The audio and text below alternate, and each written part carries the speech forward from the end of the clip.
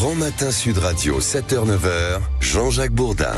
Bien, nous sommes avec Maxime Troullot. On en parle ce matin, Maxime Troullot. Alors nous en parlons ce matin en sachant bien que c'est une opération de communication. De quoi voulez-vous nous parler D'un certain Cyril Hanouna, candidat Qu'est-ce peut-être à la prochaine élection présidentielle. En tout cas, c'est nos confrères de Valeurs Actuelles qui l'ont révélé hier soir. C'est leur une ce matin. L'information n'a pas été confirmée par l'animateur. J'ai un métier, on ne peut pas tout faire non plus, a-t-il dit. Mais donc le journal titre 2027, le candidat Hanouna. Le journal assure que celui qui a été à la tête de l'émission Touche pas à mon poste va se présenter dans 2 ans. Et qu'il y a même déjà un programme. Valeurs Actuelles affirme même que depuis janvier, Cyril Hanouna rencontre une pelletée d'économistes, chiffre son programme.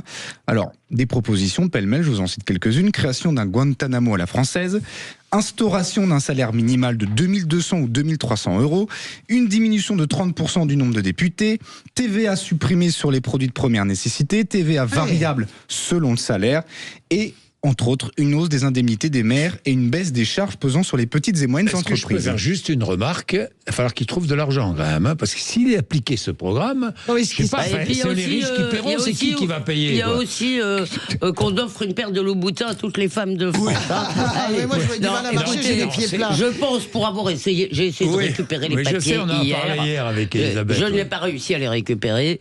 Je pense que ça n'est absolument pas sérieux.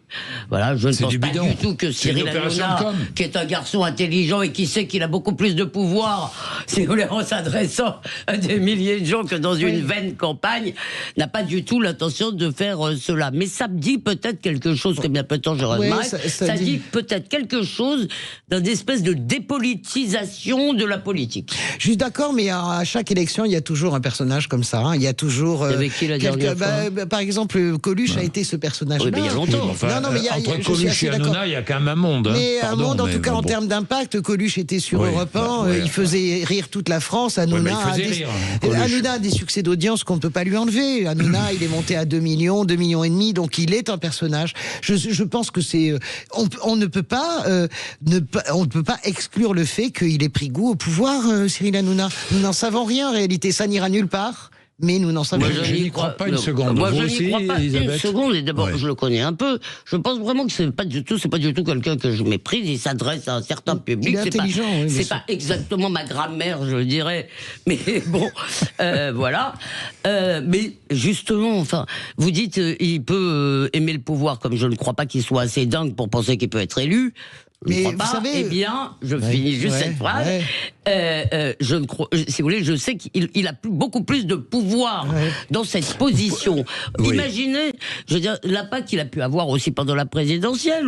Et je pense que, franchement, Elisabeth, moi, je vous mets tous en garde, mais je n'ai pas besoin de vous mettre en garde, sur l'attraction véritablement du pouvoir. Il suffit que... Vous savez, Cyril Hanouna, il n'est pas dans une situation facile. Quoi qu'il en dise, quoi qu'il veuille, c'est très compliqué ce qui lui est arrivé. Il y a une forme de rupture narcissique. Je vais faire de la psychologie politique. Il suffit que vous ayez 4 personnes autour de lui, pas forcément des dirigeants, qui lui disent, tu sais, quand même, avec l'impact... Vous savez, par exemple, qu'il a été testé sur Paris. Ça, personne ne le sait, mais moi, je les ai vus.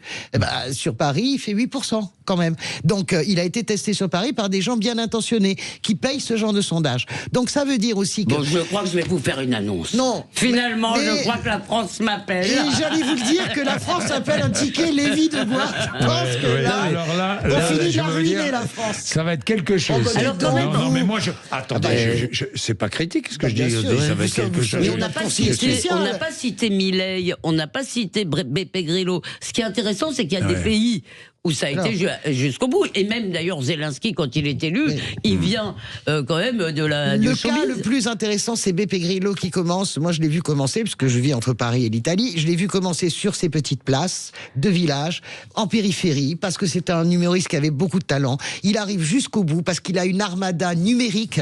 Il est populiste, mais Beppe Grillo, il a un talent politique. Dites-moi, parce que Hanouna, on ne le voit pas aller arpenter les petites places, on le voit jouer au padel et on le voit partir à Dubaï. C'est pas quand même tout à fait pareil. Et si vous voulez percer en politique, il faut percer auprès de toute cette France qui ne dit rien, qui est la France modeste, qui est une France qui... Alors c'est un peu une France qui le regardait, mais honnêtement, encore une fois, est-ce qu'on peut imaginer que quelqu'un qui n'a jamais occupé une fonction dans l'État, pas la moindre, se retrouve à la tête du bateau France? C'est vrai. Écoutez, moi, il faut qu'à un moment donné, on aille tous en délégation tirer les oreilles à Emmanuel Macron. Emmanuel Macron a fait croire à tout le monde, parce qu'il a été élu comme ça, d'une façon presque miraculeuse, il a fait croire à tout le monde qu'on peut tous y arriver. Résultat des courses, l'élection de Macron, l'alignement des planètes, ça arrive une fois tous les 60 ans, 2 fois de suite. Eh bien, vous verrez que les Français voudront quelqu'un de sérieux en 2000. Mais Emmanuel Macron avait quand même une certaine expérience de l'État. Ça n'a rien à voir. Bon, je réfléchis. Merci, 8h30. Merci, 8h30. Vous êtes sur Sud Radio. Allez, le rappel des titres de l'actualité avec Laurie Leclerc.